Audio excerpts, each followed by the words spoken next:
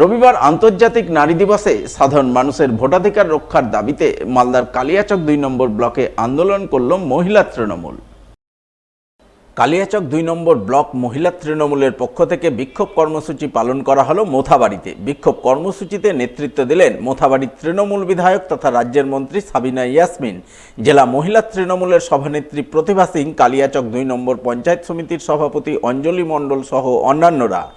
এদিনের আন্দোলনে সামিল মন্ত্রী সাবিনা ইয়াসমিন অভিযোগ করে বলেন, বিজেপির নির্দেশে নির্বাচন কমিশন নারীদের ভোটাধিকার হরণের চেষ্টা করছে। বহু নারীর নাম ভোটার তালিকা থেকে বাদ দিয়েছে। এর প্রতিবাদেই তারা আজ আন্তর্জাতিক নারী দিবসে নারীদের ভোটাধিকার রক্ষার দাবিতে আন্দোলন করছেন।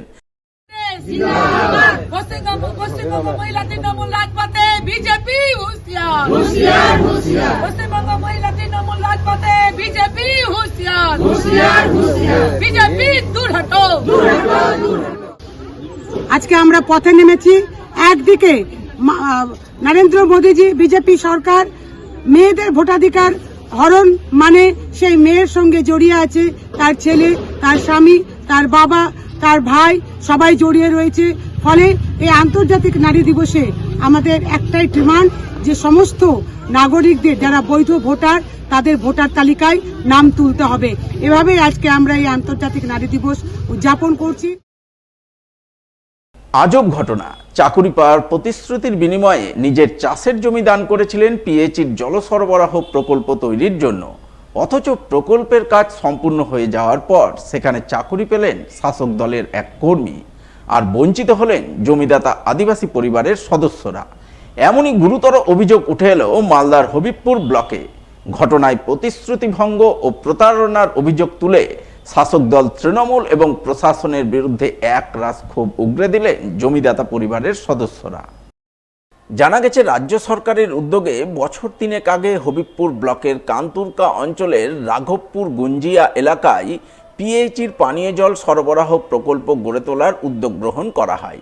সেই প্রকল্প তৈরির জন্য জমিদান করেন রাঘবপুর গুঞ্জিয়া গ্রামের এক আদিবাসী পরিবার।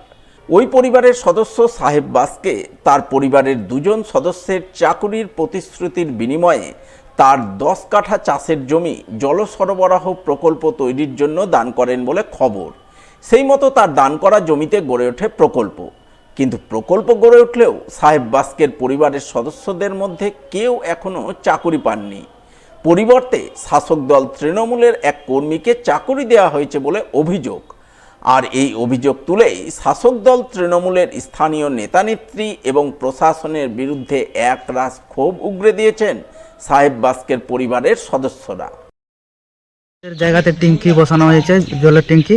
হ্যাঁ, তারপর ওখানে চাকরি দেওয়ার কথা ছিল 2 জন, তো 2 জন চাকরি দিল না। ওখানে দেখছি কাজ কমপ্লিট হওয়ার পর ওখানে পাশে গ্রাম থেকে একজন জল ছাড়ছে। তার অন্য কাছে জিজ্ঞাসা করলাম, তোমরা কোথায় থেকে এখানে কাজ জল ছাড়ছো? তুমি বলছে আমাদের এখানে উপর থেকে আমাদের পার্টি লেভেল থেকে আমাকে কাজ দেওয়া দিয়েছে। তারপর ওখান থেকে আমি জল দপ্তরে চলে গেলাম। জল দপ্তরকে জিজ্ঞেস করলাম, উনি বললেন এখানে ওর লোকটা চাকরি হয়ে গেছে, তোমার চাকরি নাই। তারপরে জিনা মুমুর কাছে চলে আসলাম আমাদের জেলা পরিষদ বলল তোমার চাকরি খায়নি, আমরা পার্টির তরফ থেকে একে রেখেছি, বর্তমান এখন কাজ বাকি আছে, এখন প্রাচীর করবে, এখন ট্যাঙ্কি বসাবে, তার জন্য আমরা পার্টি লেভেল থেকে দায়িত্বকে রেখে দিয়েছি। এখানে সব কাজ কমপ্লিট হলে তোমাদের এখানে 2 জন চাকরি পাওয়া, তোমার কাগজ কমপ্লিট করে নিয়ে এসো।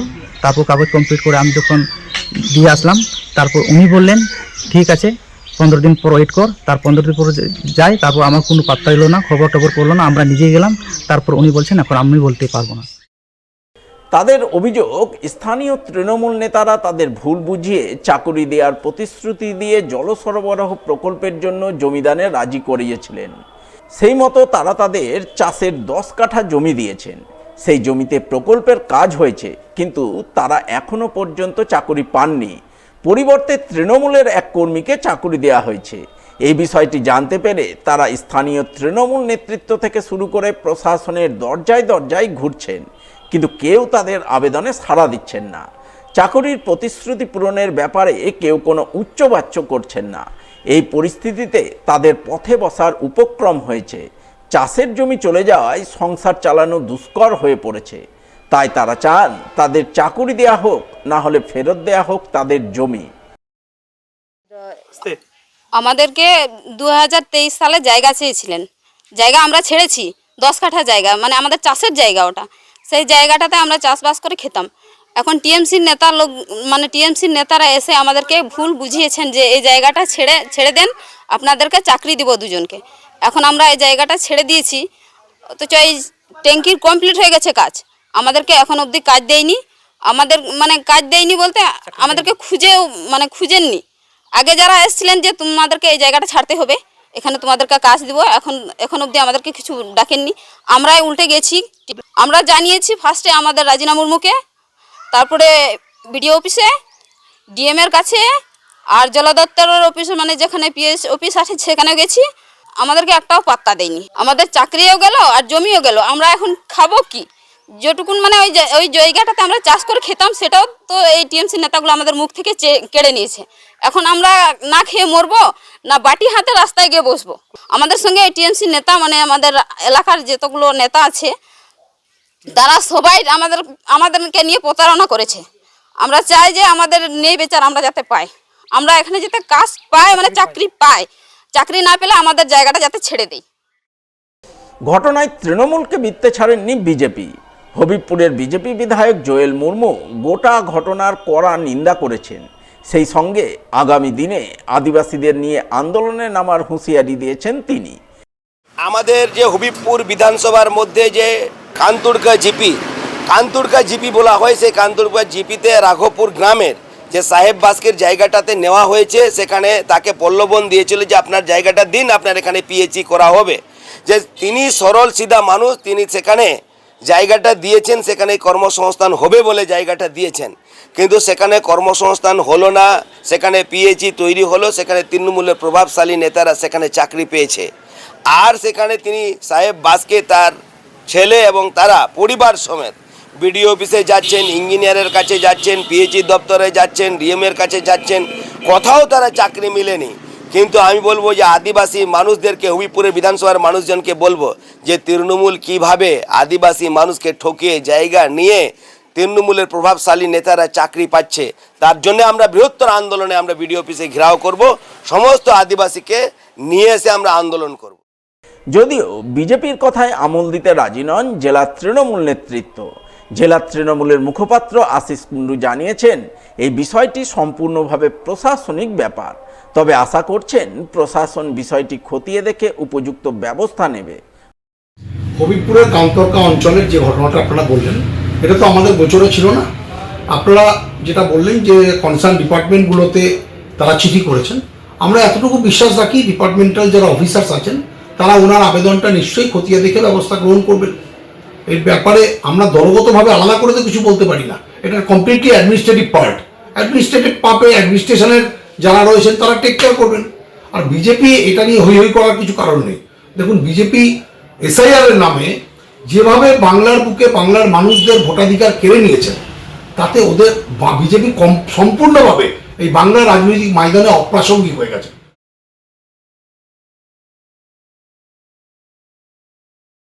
ব্লক ও ভূমি সংস্কার দপ্তর থেকে ঢিলছড়া দূরত্বে প্রকাশ্য দিনের আলোয় চলছে বেআইনি পুকুর ভরাটের কাজ।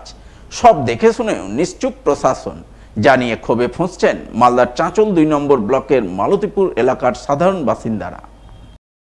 জানা গেছে, চাঁচল 2 নম্বর বিডিও অফিস ও বিএলএলআরও অফিস থেকে মাত্র সামান্য কিছুটা দূরেই রয়েছে মালতীপুর ফুটবল মাঠ। সেই মাঠের এক পাশে রয়েছে পুকুর। সেই পুকুরে নজর পড়েছে জমি মাফিয়াদের। তারা প্রকাশ্য দিনের আলোয় সেই পুকুর বেআইনিভাবে ভরাট করছে বলে অভিযোগ। স্থানীয়দের বক্তব্য, এই বিষয়ে তারা আগেই বিএলএলআরও অফিসে অভিযোগ জানিয়েছেন, কিন্তু তাতে কোনো কাজ হয়নি। কোনো এক অজ্ঞাত কারণে সংশ্লিষ্ট দপ্তর নিশ্চুপ রয়েছে। তাই তারা চান প্রশাসন পুকুর ভরাটের বিরুদ্ধে উপযুক্ত ব্যবস্থা গ্রহণ করুক, একাংশ বুঝিয়ে ফেলা পুকুর থেকে মাটি তোলার ব্যবস্থা করুক। দুর্নীতিগ্রস্তভাবে পুকুর ভরছে, এটা বন্ধ করা উচিত। কোথায় পুকুরটা ভরাট করা হচ্ছে? আমাদের মালতীপুর ময়দানের পাশে। কারা ভরাট করছে? কারা ভরছে সেটা আমাদের জানা নাই সঠিক। এবার যারাই ভরুক, এটা আমাদের গ্রামবাসী সবারই আবেদন যে বন্ধ করা হোক এটা। আচ্ছা, সকালে কি দেখলেন আপনারা? সকালে দেখলাম যে ট্রাক্টর করে গাড়ি নিয়ে আসছে, ভরাট করছে। আমরা গিয়ে বাধা দিলাম গ্রামবাসী সবাই মিলে। এখন গাড়ি বন্ধ আছে। প্রশাসনে অভিযোগ দিয়েছিলেন? হ্যাঁ, অভিষেক দিয়েছিলাম কিছুদিন আগে, সবাই মিলে গিয়ে আমরা বিএলআর অফিসে রিপোর্ট করি। তারপরে বন্ধ থাকে কিছুদিন, তারপরে আবার হঠাৎ করে দেখি কাল থেকে চালাচ্ছে। চরম অন্যায়। পাশে বিডিও অফিস, পাশে বিএলআর অফিস, এদের সামনে এত হাজার হাজার গাড়ি চলছে, আপনারা নিজেরাই দেখলেন। আমার আর কিছু বলার নেই। আমি পঞ্চায়েত সমিতির মেম্বার, রাস্তাটাও শেষ হয়ে গেল। কিভাবে চলছে, কে অর্ডার, কোন অর্ডারে চলছে আমি বলতে পারবো না। কি অভিযোগ পেলেন আপনি? আপনি কি দেখতে পেলেন? আমাকে গ্রামের ছেলেপেলেরা এসেছিলো আমার কাছে, আমাকে বললো যে এইভাবে গাড়ি চলছে। তো এর আগে গাড়ি আটকে দেওয়া হয়েছিল, মানে গত বছর চলছিল। গত বছরের বিএলআরও সাহেব কেস দেওয়া আছে ওই জায়গার উপরে, গাড়ি আর চলবে না আমি জানি।